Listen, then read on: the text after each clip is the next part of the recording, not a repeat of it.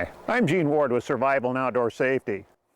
When I began my walk across the United States back in 1984, I had two goals in mind. The first and most obvious of those goals was, of course, to complete my walk across the country. The second goal, however, was much more important to me, and that was to take all this time that I had walking and figuring out the best possible way that I could teach you how to survive out here when things go wrong.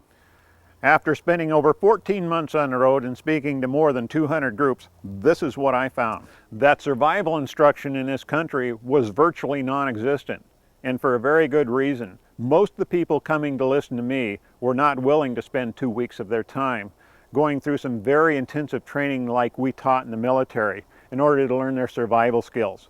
What they were hoping to do was get the survival information they needed in that 1 hour block of time that I was spending with them. But is that realistic? Is it even possible to boil down 8 years of experience as a global survival instructor with the United States Air Force into a 1 hour block of training that's going to make an impact on my audience and their ability to survive out here? By comparison, the walk across the United States was easy. In 1 hour's time, could I provide them with the tools, the training, and the skills necessary not just to survive, but to thrive out here? Yes, I could. I'm going to be teaching you the best way I know how to react to a life-threatening situation. I'm going to show you the most surefire technique that I've come up with that's going to allow you to build a fire when conditions are at their absolute worst out here. I'm also going to show you the shelter that I've invented that is going to take care of your shelter needs almost anywhere on this planet. And I'm also going to teach you the most effective signaling device of the 20th century. Let's get started.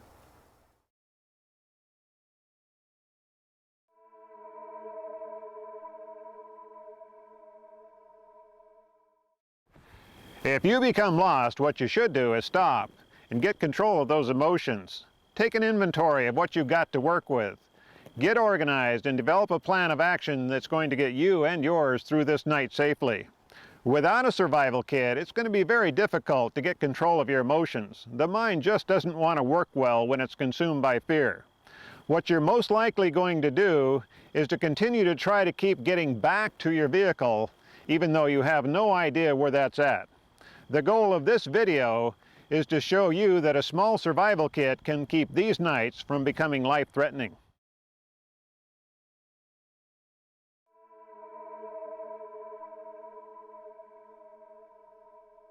Of all the tools that I stock in my survival kit, the one item that I use the most and place the highest value on is my knife. The knives that I've been carrying for years are the Leatherman Wave and the Swiss Army Huntsman knife. The one item that both of these have in common is a good saw blade on it. Almost everything that I do out here, everything that I manufacture, everything that you see in any of my films, were all manufactured with one of these two items.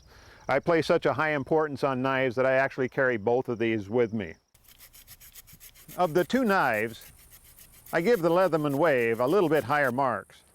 The blades are much more accessible and they lock, and that's an important safety feature.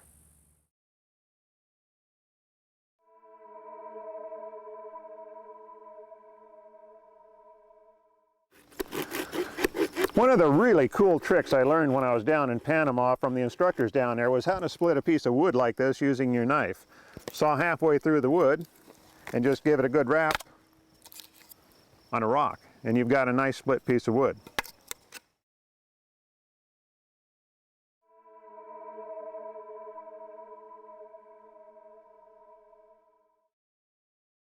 The one survival skill that I can teach you, which I believe will have the greatest impact on keeping you alive out here, is fire. Since I began my career as a survival instructor in 1968, the one thing that has made fire starting both easy and 100% certain has been pitchwood. The dark veins that look like strips of lean bacon in this old fir stump are real good indicators that my fire starting efforts are going to be successful, regardless of the weather conditions. It will be my nose, however, that will tell me for sure. That pine sol odor that I detect, that's pure gold. My approach to starting fires hasn't changed in over 30 years. First, I form a V with 2 arm-sized pieces of wood. This gives my small fire the protection it needs from the wind. Second, I scrape a small pile of shavings directly from the handle of my fire starting tool, which I developed in 2004. By holding the top edge of the attached scraper at a 45-degree angle and applying firm downward strokes, I can easily produce some excellent tinder. Third, I place the ferrocerium rod, also known as mish metal, directly over the pile of tinder and press slowly and firmly downward. If I'm fortunate enough to have found a source of pitchwood nearby, I will add several thin shavings just to kick it up a notch, so that when I add my handful of small dead twigs, they will ignite even if they are slightly damp. I cannot stress enough the importance of preparing kindling ahead of time, especially in wet weather. Several gradually increasing sizes of kindling will make the difference between success and failure. In addition to being one of the most reliable fire starters on the planet, the SOS Fire Starter can also be used successfully by survivors who have been injured. The SOS Fire Starter can easily be used one-handed if you have a saw blade.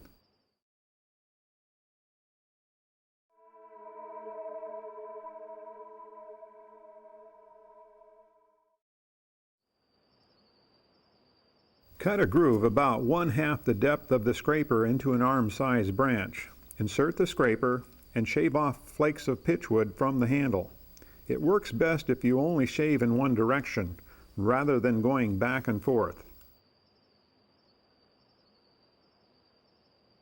Pile the shavings together alongside the scraper and pull the rod across the scraper, again going only in one direction. I have found that this technique is actually easier than the normal two-handed method. This will allow even preteens with some practice to have a chance to be successful. Try it.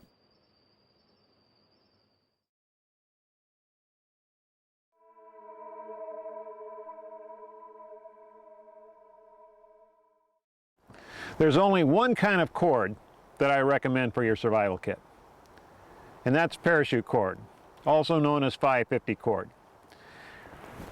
The reason I recommend it, like a lot of other things that I recommend, is because it's multi-usefulness. Inside of a casing on real parachute cord, you're going to find 7 strands of inner core. Each of these inner cores is 35 pounds tensile strength. More than sufficient for fishing line, for snaring, even for lashing shelters.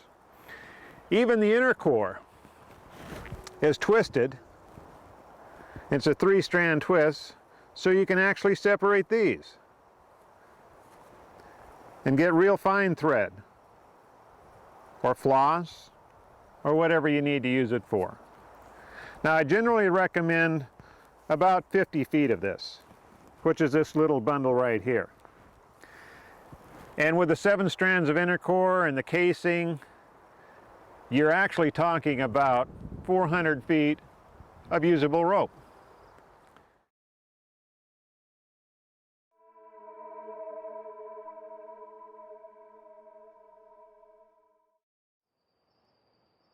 Hypothermia, which is often referred to as exposure, is far and away the #1 leading cause of death in the wilderness.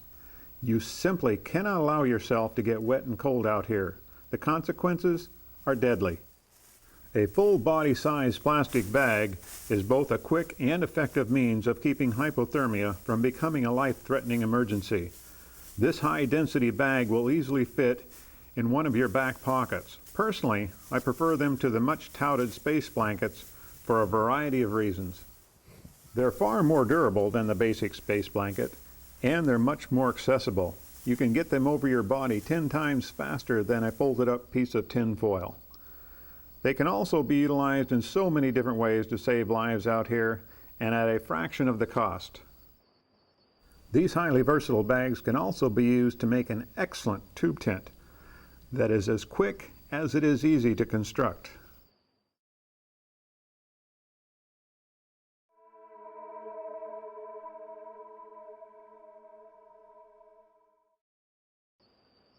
First, find two trees that are at least 8 feet apart. Next, cut off the end of the bag. Now, watch closely as I demonstrate how to tie a timber hitch around the trunk of this tree. The height's going to be about 2.5 feet off the ground. It's a friction knot, so the tighter I pull it, the better it will hold. Before I tie it to the other tree, I need to pass it through the plastic bag first. The knot that I'm going to tie at this end is called a trucker's hitch. Before I bring the line around the tree, I will tie a slip knot about a foot away. Then I bring the line around the trunk and through the slip knot, and then put some muscle into it and pull it real tight. Right at the point where the line bends back through the loop, I will pinch this between my fingers to keep it from slipping. Now I form a loop. I take the loop over the taut line and then through itself, kind of like tying your shoes, and then snug it up and throw a half hitch over it to keep it from slipping. With a strip of duct tape about the length of my finger, I secure one side of the plastic to the line. I'll repeat this process on the other side, stretching the bag fairly tight, while making sure that the tape won't slip on the line. Before I anchor the bottom of the shelter, I will first need to cut 4 small stakes. I start by tying a clove hitch around one of the stakes. The 4 stakes will be placed about 3 feet apart and about a foot beyond the end of the bag. I run the line through the bag and again tie a clove hitch to the opposite side. To measure the width, I use a 3-foot piece of parachute cord. That's the distance between my fingertips and my sternum. This will help me to determine where the stakes will be located.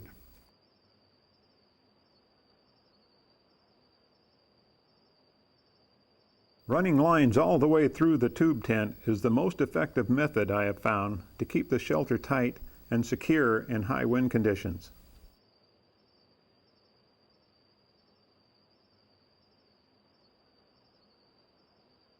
I complete my makeshift shelter by attaching all 4 bottom corners the same as I did on the tops. From start to finish, the tube tent should only take you about 20 to 30 minutes to construct. If you practice the timber hitch and the clove hitch, this 6.5 by 3 foot shelter will keep you dry and out of the wind. It's a great shelter for those survivors who wait until it's dark before deciding to build one. If I want to move up in the world and make a larger shelter, I can do that.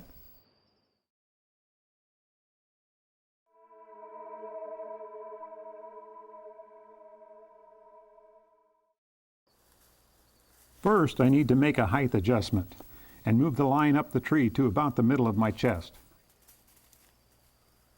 With the bag still attached to the line, I'll use the scissors from my Leatherman Wave to cut a straight line along the bottom edge.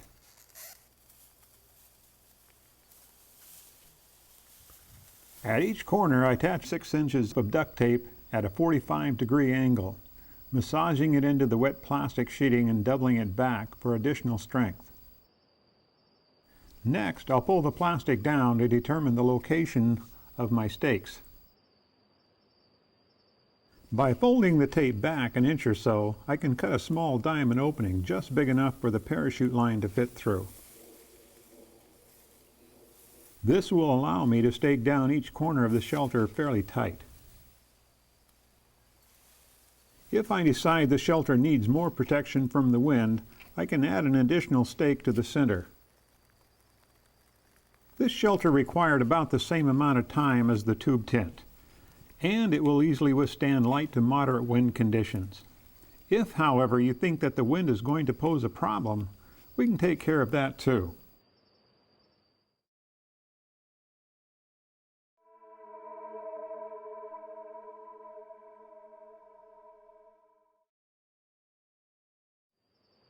Before I can begin constructing my storm shelter, I'm going to need 12 reasonably straight poles. Each of them should be about 7 feet in length and about the width of my finger. Using the saw blade on my knife, cutting this many green poles shouldn't take me too long. I won't be using the much larger bags for this shelter. Instead, I'm going to be using two 60-gallon high-density garbage bags. These 60-gallon garbage bags, when cut open, measure 5 by 6.5 feet each. I begin my construction by duct taping each corner to the 4 poles that I lash securely together with zip ties. Normally, I only carry about 20 feet of duct tape on a flat roll, so I do need to be somewhat conservative with the lengths of my strips. I try to keep them less than 6 inches each. Otherwise, I'll run out before I finish my shelter.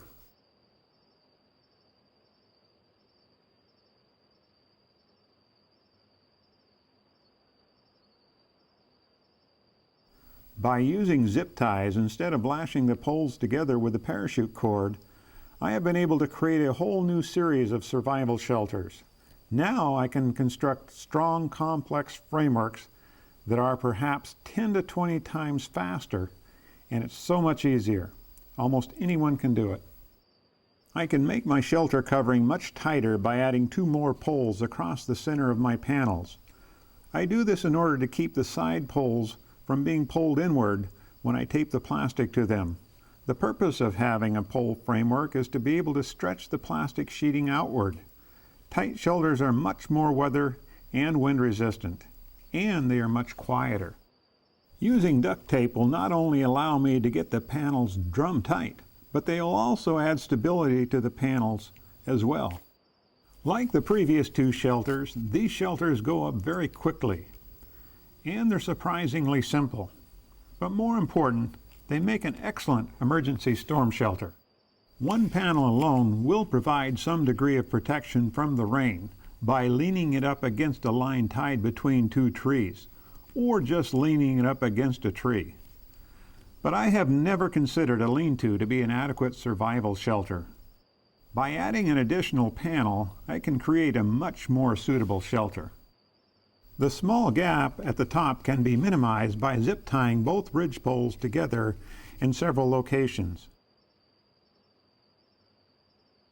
Now I have a shelter that will protect me from just about anything that Mother Nature decides to throw at me.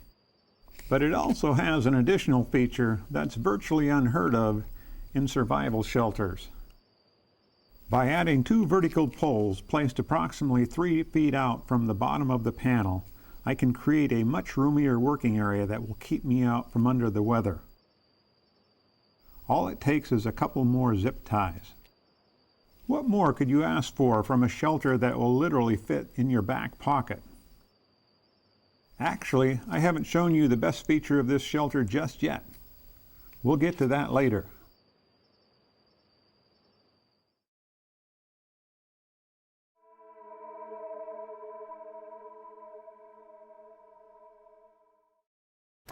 Why clear plastic garbage sacks? Why not brown or green, the color that most traditional garbage sacks come in? Well, there's a real good reason for that. In addition to making good emergency shelters with this plastic, you can also make water. Many of you have heard that you can make a solar still using plastic garbage sacks like these, and that's correct. And I have been doing that for about 30 years. But it's been my experience that the amount of effort that goes into making a solar still, in other words, you're going to have to dig a hole that's about 3 foot in diameter, about 2 foot in depth. You're going to have to collect a large amount of vegetation to line those holes, put a container down at the bottom of that hole, cover it with plastic, put a rock in the middle of it, get yourself a long drinking tube that's going to connect to the container that you're going to be collecting that water with. And with all this effort, you're going to get about a half a cup of water a day. The problem with that whole equation is, unfortunately, that you probably sweated off a quart to a gallon of water constructing that solar still. There is, however, a much better way to utilize this plastic for making water.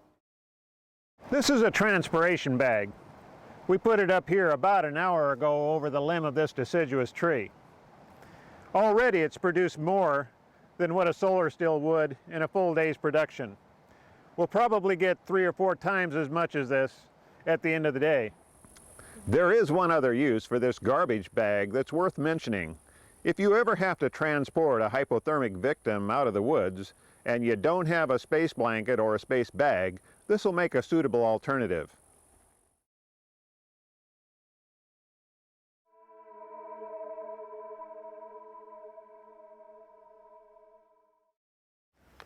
Did you know that on a full day's hike, it's not uncommon to lose 1.5 gallons of water a day?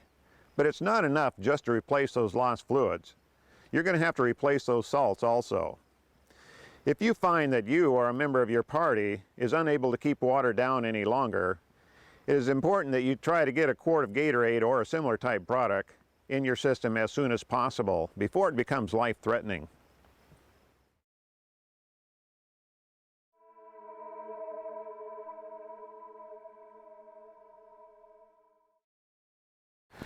Far and away, the biggest source of heat loss that occurs out here radiates from the top of your head.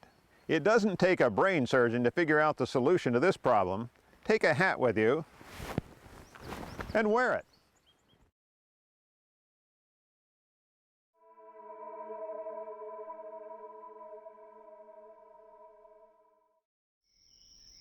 A simple bandana has a multitude of uses to a survivor. As a hat, it insulates as well as prevents sunburn. As a mask, it keeps out the dust and smoke. As a sweatband, or by tying it around my ankle, I can use it to collect early morning dew. And I can improvise a carrying basket by simply tying an overhand knot at each of the 4 corners.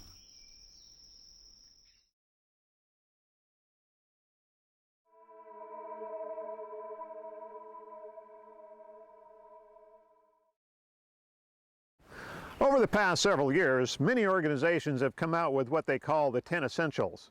Included in their list is a small flashlight like the one that I have in my hand. For those of you who have included this in your survival kit, my suggestion to you is, get rid of it. Replace it with one of the LED lights that has just come out in the past year or so. These tiny little lights are just as bright and will burn several times longer. When you get one, there are several types that are on the market right now. There's the kind that will be activated by squeezing it together, like so, which this one does also, or there's the kind that have the on and off switch. Make sure you get the type that has the on and off switch. It'll last you up to 40 hours, and that's substantial.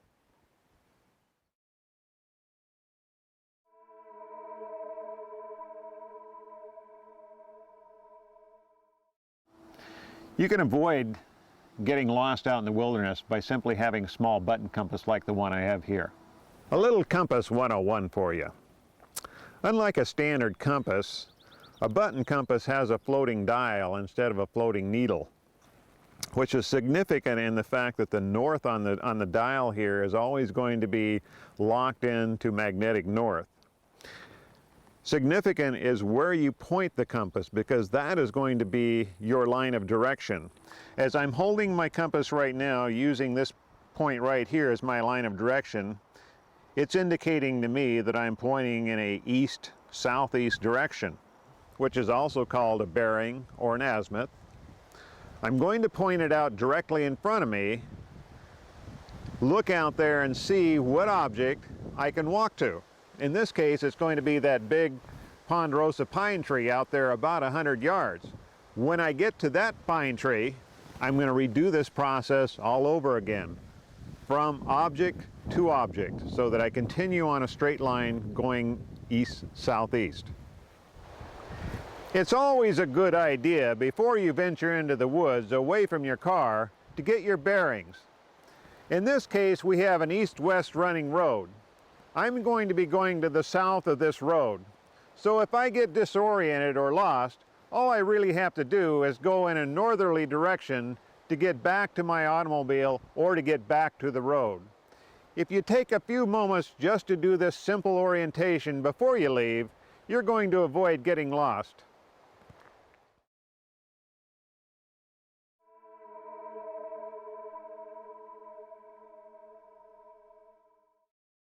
One of the absolute easiest ways to procure food out here, next to collecting insects, which I understand some of you may have some problems with, is with fish hooks. Whether it's fish or fowl, an assortment of fish hooks attached to leader with some weights in it is going to provide you a real good opportunity to put food in your stomach.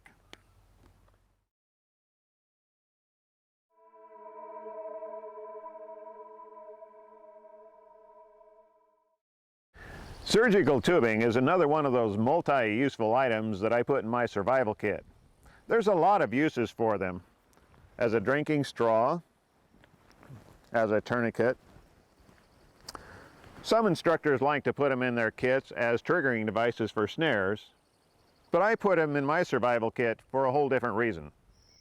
At a survival clinic recently, my wife scolded me for introducing my slingshot as a viable option for procuring food. It's way too complex for the majority of your audience, she said, and she was right. That is, until I figured out a way to simplify it. I reasoned that I could take the same two components that I used to revolutionize survival shelter construction, duct tape and zip ties, and make a pretty good slingshot. I discovered that I could make a pocket by overlapping the surgical tubing by approximately 4 inches and securing the ends with zip ties.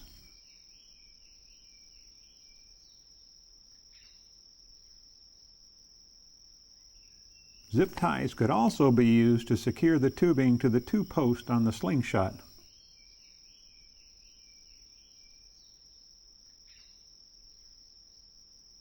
From experience, I do recommend doubling the zip ties for added security, though.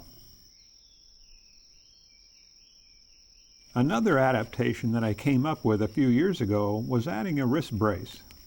This allowed me to stretch the surgical tubing much further and hold it longer without overstressing my wrist. It made for a much more powerful wrist rocket, so powerful in fact that it spawned another idea. By shortening the height of my post, I created a slingshot that could shoot arrows. And in doing this would allow me to go after game much bigger than a rabbit. This is called an Hawaiian sling, also known as a poor man's spear gun. It would have served Tom Hanks' character well in the movie Castaway. They really pack a wallop.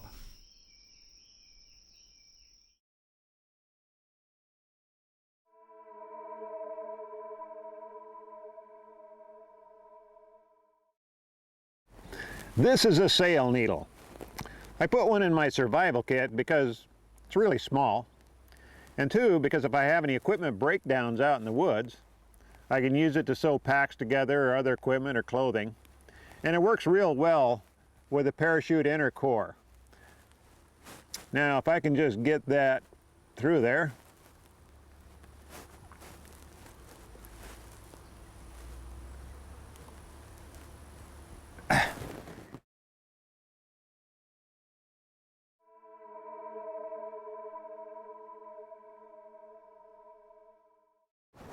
mosquitoes in Panama are about as bad as anywhere you're going to find them on the planet. When I was attending training down there at the Tropical Survival School, we were covered from head to foot in protective gear to keep those little bloodsuckers from sucking us dry.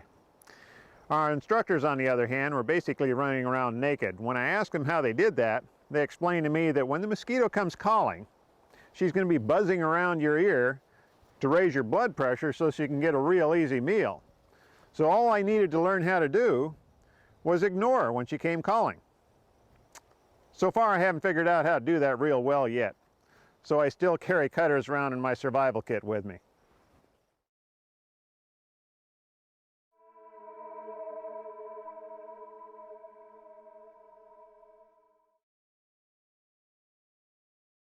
You don't want to just put any kind of mirror in your survival kit. This is a very specific type of mirror made for one specific reason, so that you can signal an airplane that's miles away. It's actually a double laminated mirror that has a sighting hole through it. We're going to show you how that works in just a moment.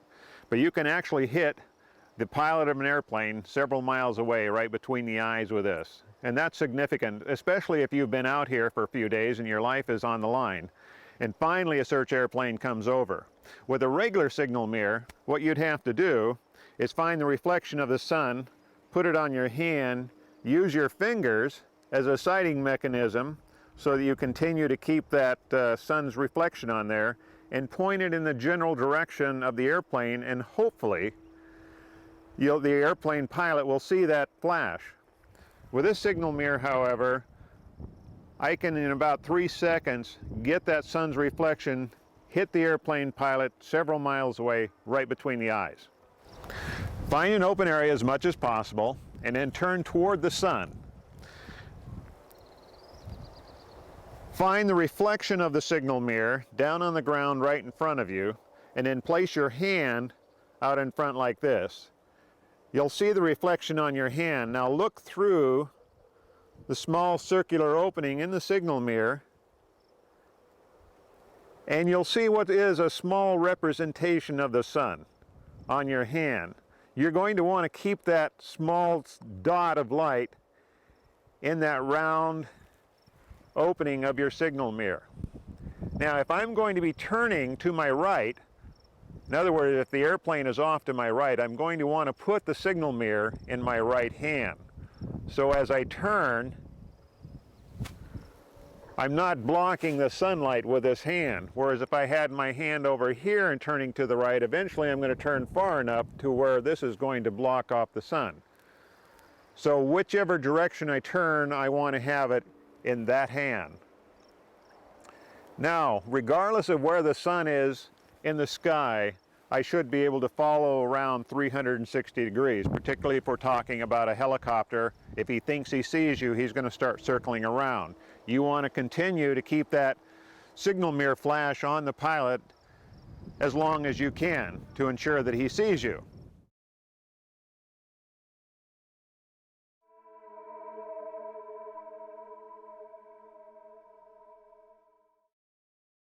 Surviving out here pretty much boils down to this. If you can build a reasonably comfortable shelter that will protect you from the wind, the rain, and the snow, and you add the warmth of a small fire, you're not in a life-threatening situation. But let me add just one more trick. Inside of this small tinfoil pouch is one large cotton ball thoroughly saturated with Vaseline petroleum jelly. With my knife, I very carefully cut an X to within 1/4 of an inch from the edge of the pouch, and then fold each corner back to expose the contents.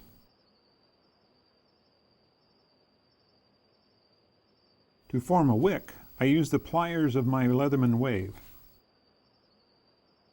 Next, I shave off a small pile of pitchwood from the handle of my SOS fire starter and place them atop my wick. I have found that it is much easier to take a sliver of pitchwood and shave it down to the end to form a makeshift match. A couple of firm strokes down my mesh metal rod and I'm good to go. I know that several survival instructors claim that these Vaseline-soaked cotton balls can burn anywhere from 5 to 10 minutes.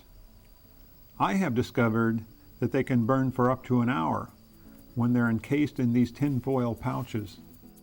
The combination of pitchwood and cotton balls soaked with petroleum jelly is pretty much a surefire thing for getting that hard-to-start fire going, even in some of the worst weather conditions.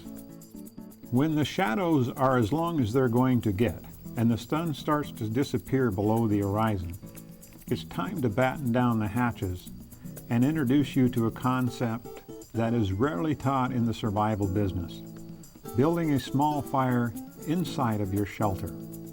It just doesn't make sense to me. If a storm is raging on the outside, I certainly don't want to go out there in the storm and sit by a fire in an attempt to stay warm.